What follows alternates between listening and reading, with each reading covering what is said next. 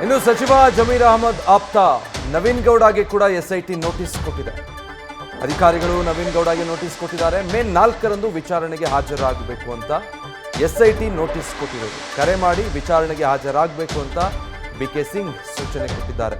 ಫೋನ್ನಲ್ಲಿ ಪ್ರಾಥಮಿಕ ಹಂತದ ಮಾಹಿತಿಯನ್ನು ಸದ್ಯ ನವೀನ್ ನೀಡಿದ್ದಾರೆ. ಬಟ್ ವಿಚಾರಣೆಗೆ ಹಾಜರಾಗಬೇಕು. ಪೆನ್ ಡ್ರೈವ್ ಸರ್ಕ್ಯುಲೇಟ್ನ ಆರೋಪವನ್ನು ನವೀನ್ ಗೌಡ ಹೊತ್ತಿರೋದ್ರಿಂದ ಹಾಸನ ಸೆನ್ ಠಾಣೆಯಲ್ಲಿ ನವೀನ್ ಗೌಡ ವಿರುದ್ಧ ಕೇಸ್ ದಾಖಲಾಗಿದೆ.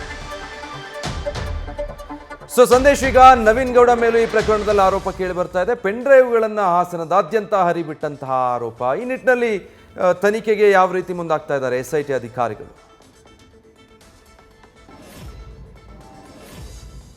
ವಿಜಯ್, ಇಲ್ಲಿ ಪ್ರಮುಖವಾಗಿರುವಂತದ್ದು ಜಮೀರ್ ಅಹಮದ್ ಖಾನ್, ಸಚಿವ ಜಮೀರ್ ಅಹಮದ್ ಅವರ ಆಪ್ತ ಅಂತಾನೆ ಗುರುತಿಸಿಕೊಂಡಿದ್ದಂತ ನವೀನ್ ಗೌಡ ಏನಿದ್ದಾನೆ, ಅವರ ಆಪ್ತ ವಲಯದಲ್ಲಿ ಆತ ಗುರುತಿಸಿಕೊಂಡಿದ್ದ.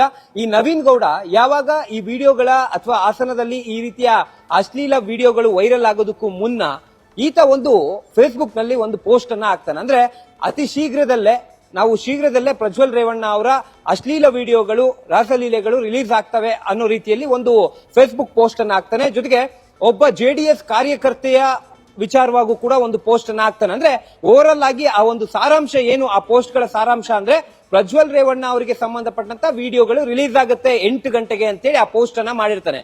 ಆ ಪೋಸ್ಟ್ ಅನ್ನ ಆಧರಿಸಿ ಹಾಸನ ಸೆನ್ ಪೊಲೀಸ್ ಠಾಣೆಯಲ್ಲಿ, ಅಂದ್ರೆ ಸೈಬರ್ ಎಕನಾಮಿಕ್ ನಾರ್ಕೋಟಿಕ್ ಪೊಲೀಸ್ ಠಾಣೆ ಏನಿದೆ ಆ ಹಾಸನದ ಪೊಲೀಸ್ ಠಾಣೆಯಲ್ಲಿ ಒಂದು FIR ದಾಖಲಾಗುತ್ತೆ. ಪೂರ್ಣಚಂದ್ರ ತೇಜಸ್ವಿ ಅನ್ನೋರು ಹಾಸನ ಸೆಂಟ್ ಪೊಲೀಸ್ ಠಾಣೆಗೆ ದೂರನ್ನ ಕೊಡ್ತಾರೆ.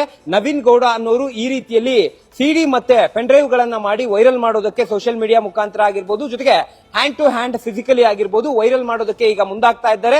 ರಾಜಕೀಯ ಪ್ರೇರಿತವಾಗಿ ಈ ಕೆಲಸ ಮಾಡೋದಕ್ಕೆ ಈಗ ನವೀನ್ ಗೌಡ ಅವರು ಕೂಡ ಮುಂದಾಗಿದ್ದಾರೆ ಅಂತ ಹೇಳಿ ಕಂಪ್ಲೇಂಟ್ ಅನ್ನ ಕೊಡ್ತಾರೆ ಪೂರ್ಣಚಂದ್ರ ತೇಜಸ್ವಿ ಅವರು. ಅದಾದ ಬಳಿಕ ಆತನ ವಿರುದ್ಧ FIR ಕೂಡ ದಾಖಲಾಗುತ್ತೆ. FIR ಆದ ನಂತರ SIT ರಚನೆ ಆಗುತ್ತೆ. ಅಂದ್ರೆ ಈ ಒಂದು ಓವರ್ ಆಲ್ ಪ್ರಕರಣಕ್ಕೆ ಸಂಬಂಧಪಟ್ಟಂತೆ SIT ರಚನೆ ಆಗುತ್ತೆ.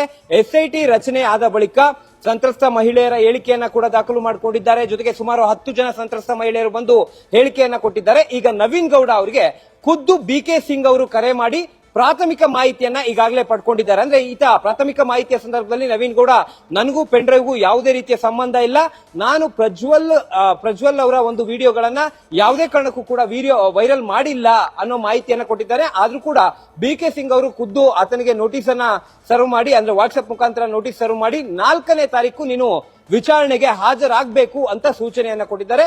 ಸೂಚನೆಯ ಹಿನ್ನೆಲೆಯಲ್ಲಿ ಆತ 4ನೇ ತಾರೀಕು ವಿಚಾರಣೆಗೆ ಹಾಜರಾಗಲಿದ್ದಾನೆ. ವಿಜಯ್, ನ್ಯೂಸ್ ಫಸ್ಟ್ ನಿರ್ಭೀತಿಯಿಂದ ನಿಮ್ಮ ಪರವಾಗಿ.